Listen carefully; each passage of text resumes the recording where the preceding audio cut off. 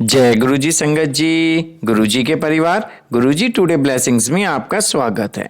Channel पर नए हैं तो चैनल को शेयर करें और सब्सक्राइब करें और साथ में लगे हुए बेल आइकॉन के बटन को प्रेस करके ऑल पर क्लिक कर दें ताकि डेली अपलोड होने वाले गुरुजी की सत्संग और ब्लेसिंग संगत जी आप तक पहुंच सकें। अपना सत्संग गुरुजी के इस प्यारे से चैनल पर अपलोड करवाने के लिए आप डिस्क्रिप्शन बॉक्स में दिए गए हमारे व्हाट्सएप नंबर पर अपना सत्संग ऑडियो या वीडियो किसी भी फॉर्मेट में हमें भेज सकते हैं। जय गुरु जी। आज का सत्संग संगत जी बहुत ही प्यारा और बहुत ब्लेस सत्संग है ये, और ये सत्संग हमारे साथ शेयर किया है गुरु जी की बहुत ब्लेस संगत है। गुरुग्राम से चारू चिटकारा आंटी जी ने, हाँ जी, गुरुग्राम से चारू चिटकारा आंटी जी ने सत्संग हमारे साथ शेयर किया। मैं दिल से उनका शुक्राना करता हूँ कि उन्होंने गुरु जी से आज्ञा लेकर गुरु जी के इस प्यारे से चैनल पर अपना सत्संग शेयर किया। चलिए सत्संग स्टार्ट करते हैं। जय गुरु जी। जय गुरु जी। शुक्राना गुरु जी। गुरु जी का बहुत बहुत शुक्राना, अनंतम अनंतम शुक्राना। आज फिर से सत्संग गुरु जी रोज़ बहुत सारे सत्संग सुना रहे हैं, डेली बहुत सारे सत्संग, और आज उसमें से भी मैसेज था कि अपनी ब्लेसिंग ज़रूर शेयर करनी चाहिए। तो हमें अपने गुरु जी की उत्सव करने का मौका मिलता है तो हमें वो करनी चाहिए। और उस एक सत्संग शेयरिंग से ही देखो कितनों का कल्याण होता है। गुरुजी कहते हैं सत्संग सुनाने वाले का भी भला और सुनने वाले का भी भला। तो आज फिर से गुरुजी ने वो मुझे आज्ञा दी कि मैं सत्संग शेयर करूं। मैंने गुरुजी से अरदास करी थी, गुरुजी मैं बहुत दिन से कोई सत्संग नहीं शेयर कर पा रही हूँ, लेकिन जब आप चाहोगे, जब आप करवाओगे तभी हो पाएगा। तो गुरुजी वही बुलवाना जो आप चाहते हो कि मैं बोलूं।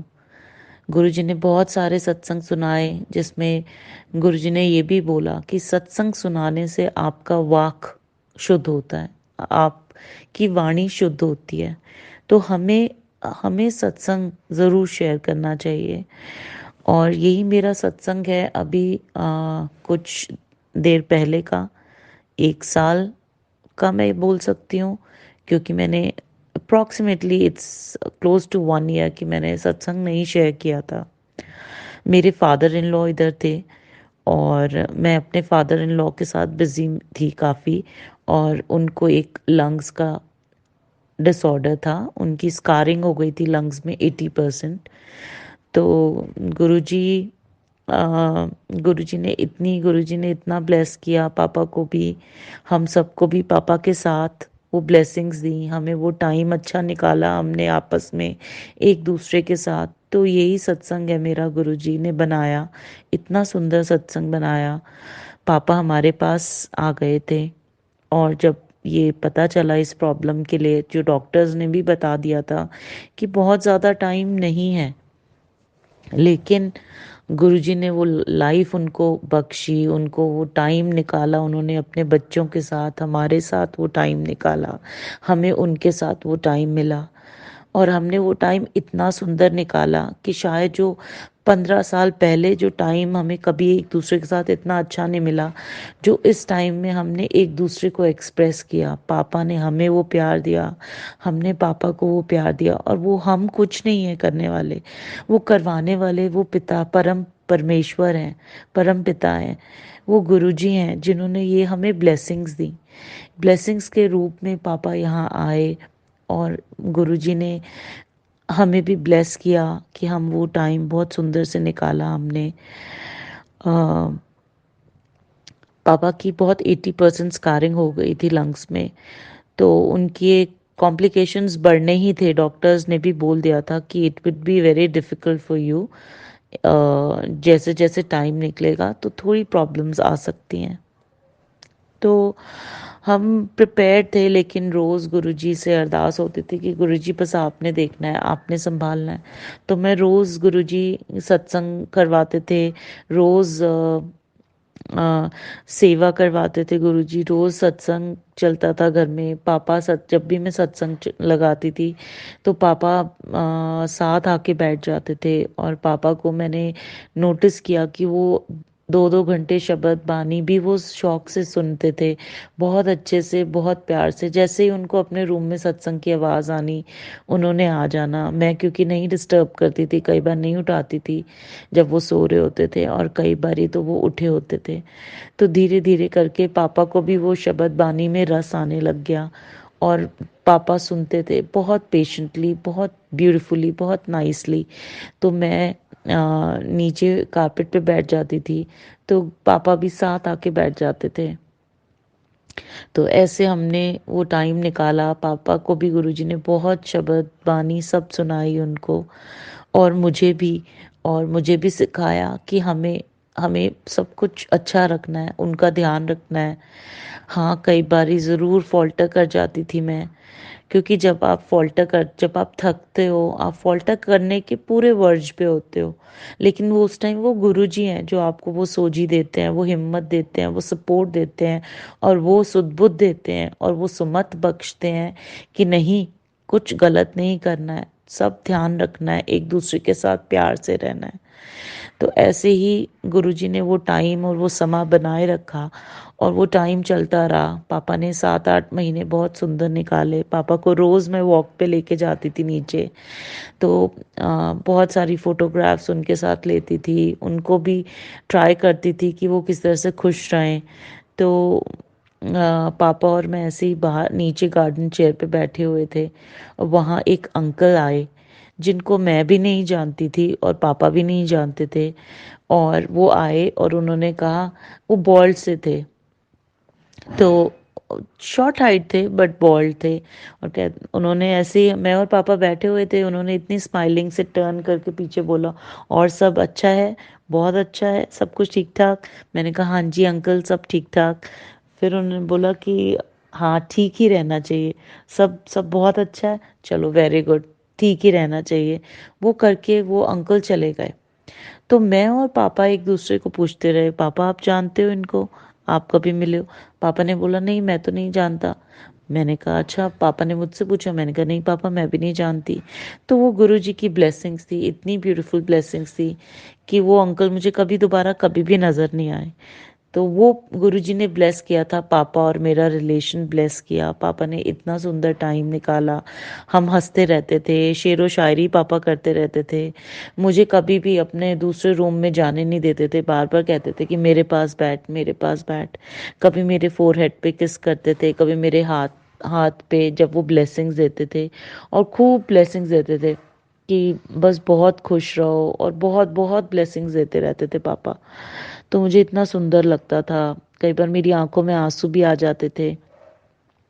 तो ये गुरुजी का ब्लेस करने का तरीका है। ये गुरुजी ने इतना प्यारा रिश्ता दिया, उन्होंने सिखाया कि अपने माँ-बाप की हमेशा रक्षा करनी है, हमेशा उनकी सहायता करनी है, उनकी देखभाल करनी है। तो वो इतना सुंदर रिलेशन कौन बना सकता है? वो गुरुजी बना सकते हैं। वो गुरुजी ने वो हमें भी बख्शा, हमें वो टाइम दिया उनके साथ। और ऐसे ही जब पापा की तबीयत लास्ट कुछ दिनों में बहुत ख़राब होने लग गई थी, मार्च 19 को पापा पास्ट अवे। मुझे ध्यान है होली वाला दिन था। पापा पापा को ऑक्सीजन सप्लाई बहुत कम हो रही थी, उनके सारी बॉडी पार्ट्स में ऑक्सीजन नहीं जा रही थी। इसको टर्म हिपॉक्सिया बोलते हैं। तो उसमें ब्रेन में ऑक्सीजन सप्लाई नहीं जाती है, तो वो इंसान रेस्टलेस होता है। तो हमें समझ नहीं आ रहा था कि पापा ऐसा क्यों कर रहे हैं, कभी पिल्लो गिर रहे हैं, कभी अनईजी हो रहे हैं, और हमें हो रहा है कि खाना भी नहीं खा रहे हैं पापा, अब बिल्कुल रोटी भी नहीं सोलो कर रहे। तो हमें टेंशन होने लग गई, हमने डॉक्टर को दिखाया, और वो 1 डेढ़ हफ्ता जो था, जो पापा आईसीयू में एडमिट हो गए थे और डॉक्टर्स के सुपरविजन में थे, लेकिन डॉक्टर्स अपनी तरफ से पूरा ट्राई कर रहे थे। और मैंने भी गुरुजी को बोला, मैंने कहा गुरुजी, पापा को या तो लाइफ बख्श दो, अगर उनके पास टाइम है, अगर लाइफ बख्शनी है, लेकिन उनको पेन नहीं देना, उनको इतना पेन में नहीं देख सकती मैं, क्योंकि पापा को आईसीयू में 2 कार्डियक अरेस्ट भी हुए, और कार्डियक अरेस्ट के बाद उनको ऑक्सीजन कॉन्सेंट्रेटर पे, वो घर पे भी ऑक्सीजन कॉन्सेंट्रेटर पे रहते थे। फिर लेकिन उनको वहाँ पे भी एक और ऑक्सीजन कॉन्सनट्रेटर के ऊपर एक और मशीन होती है, तो उसके ऊपर रखा था। और फिर उसके बाद कार्डियक अरेस्ट होने के बाद उन्होंने बोला कि ventilate you want us to put him on ventilator. तो लेकिन हमें ये पता नहीं था। हम कहते नहीं, आप किसी तरह से भी पापा को सब वापस उनको रिवाइव करो। उनको सीपीआर दिया इमीडिएटली और उनको रिवाइव करने की कोशिश करी और उनको वेंटिलेटर पे फिर रख दिया। जो वेंटिलेटर पे रखने के बाद हमें समझ आया कि दो कार्डियक अरेस्ट के बाद पापा में कुछ भी था नहीं। सिर्फ हॉस्पिटल वालों ने उन्होंने वेंटिलेटर पे रखा हुआ था। और वेंटिलेटर का रूल ये है कि आप वेंटिलेटर से पेशेंट को कभी भी आईसीयू से बाहर अपने आप नहीं निकाल सकते। तो ये सब देखते हुए हमें लग रहा था कि पापा की बॉडी में भी स्वेलिंग हो रही है। पापा पापा इतनी सेडेशन में है। पापा कार्डियक अरेस्ट के बाद वो उन्होंने आंखें खोली ही नहीं थी। तो हमें समझ नहीं आ रहा था कि ये क्या हो रहा है। उनकी उनकी स्वेलिंग हो रही है पूरी बॉडी में। और तो हैंड्स और आर्म्स वगैरह से भी लिक्विड डिस्चार्ज हो रहा था। तो फिर हमें लगा कि ये वेंटिलेटर की पेन भी हम पापा को नहीं देख सकते, इतनी पेनफुल पापा को। तो गुरुजी से अरदास करी, गुरुजी प्लीज़ आप उनको या तो लाइफ बख्श दो, या अगर लाइफ नहीं बख्शनी तो उनको इतनी पेन मत दो गुरुजी, उनको पेन नहीं देना बिल्कुल। तो गुरुजी ने वो अरदास सुनी।